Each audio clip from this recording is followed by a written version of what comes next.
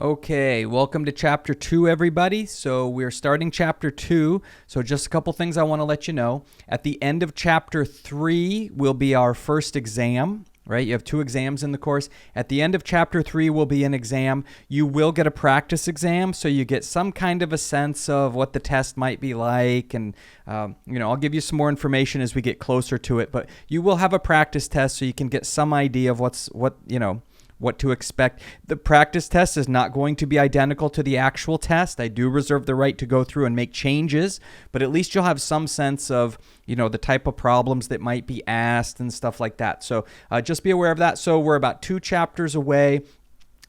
As we get into Chapter 3, we'll pin down the actual mechanics of taking the test and turning it in and doing all that kind of stuff.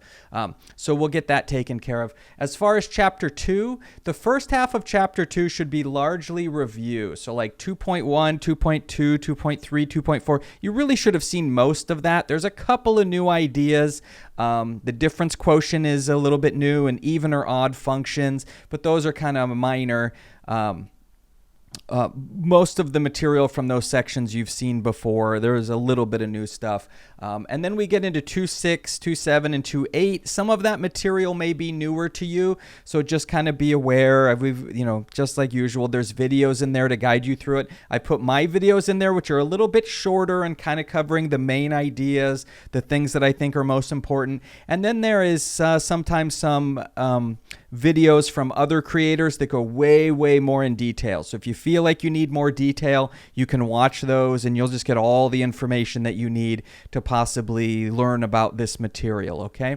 So that's where we're going with Chapter 2.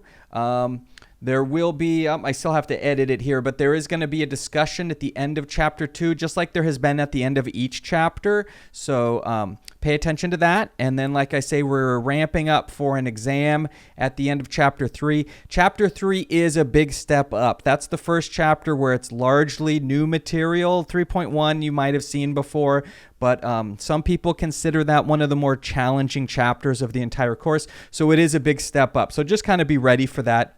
Make sure that you leave yourself enough time to do the homework and get prepared and everything before the test, so that you really understand that material, because some people struggle a little bit with Chapter 3.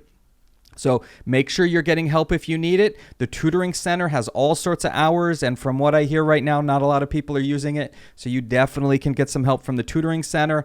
I have my office hours, and I can meet up with you in a Zoom meeting if you want to. If we want to organize that, I can meet with you in a Zoom meeting. And of course, you are hopefully using your study groups from this course in order to get things figured out. So all of those pieces together, coming together, should help you be successful. Make sure if you don't understand something or you have questions, make sure you reach out and get help. So either going to the tutoring center, or if you think it makes sense to talk to me directly, then come to office hours, or we'll set up a Zoom meeting, or, whatever. Oh, by the way, there seems to be a bug in the school's email system right now, and it's like all sorts of technical issues with everything right now. I've been having some students that will email me, and then when I go to respond to them in email, the system is saying that their email addresses don't exist. So for at least for the time being, while whatever is going on there, it's probably best to contact me in Canvas, because it's going to be a whole lot easier for me to get back to you and get a hold of you. So that would be preferable. Other than that, those of you who are going through and getting the work done, make sure that you keep doing that. That's the way that you be successful in this course, is by staying current, keeping up with things. And then now that I think we have the homework set up. I'll know for sure once I have some confirmation that people are using those codes from the bookstore. But I can't input your old homework grades until you get back into the homework. So once I see names populating that, I've got all your old homework grades stored. I've got all that stuff saved. So once I see your name pop up in the homework, I'll put those grades in there for you. So you do not have to do any homework that you already submitted, that you already finished in the before I had to nuke the homework and reset it so that it fit what the bookstore was doing. So so you don't have to redo those homework assignments that you completed. If you had done a couple problems on a homework, then you probably have to redo those. But if your homework was largely complete, you don't have to redo those.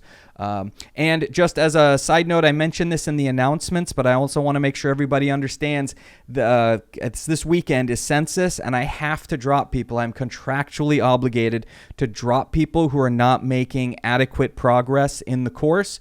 So that's a few people who have done no homeworks, and a few people have done one homework. That's not going to cut it. I have to do my job obligations. I have to drop people who are not making adequate progress. So please make sure you get enough work done that I can justify not dropping you from the course. Otherwise, I really have no choice. I have to drop you from the course. So other than that, please get a hold of me if you need any kind of help or have any kind of concerns or questions. Otherwise, here's chapter 2 for you.